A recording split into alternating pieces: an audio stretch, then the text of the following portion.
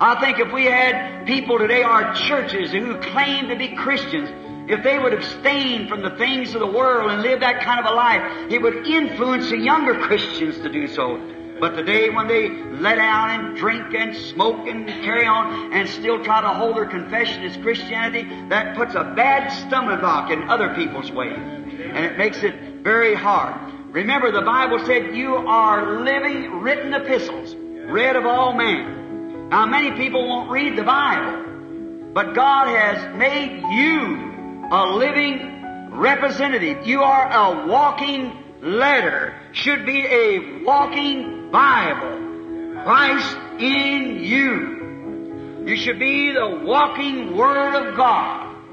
And if you profess to be a Christian and not that, your influence, what you're influencing will make you have to answer for many souls that you've turned aside away from Christ in that day of the judgment. I think it behooves us tonight to think about that. For every man, woman, boy and girl knows that you're coming to the judgment. You might escape this, that, or the other. You might beat the income tax and you might escape the internal revenue. You might do one thing or another. You might have run over the speed limit and the cops never catch you, but one day, judgment's going to get you.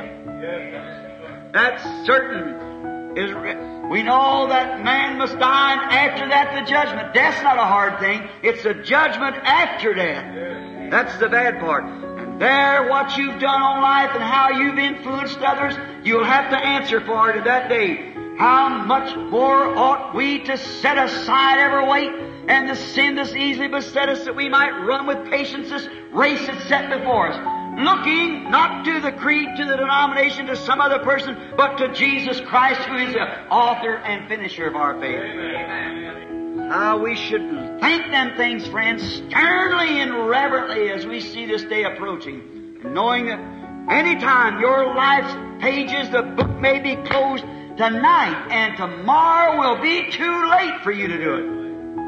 Don't put off what you can do today for tomorrow may never come. Men and women, boys and girls may be sitting here tonight, will be in the morgue before daylight.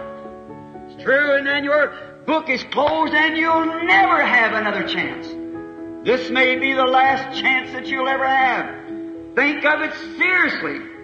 You say, well, it probably isn't. It probably isn't, but it could be. But remember, someday the book's going to be closed. And what you're doing now, and especially you people who are claiming to be Christians, separate yourself from the things of the world. Have nothing to do with the world. Shun it, for some person is watching you.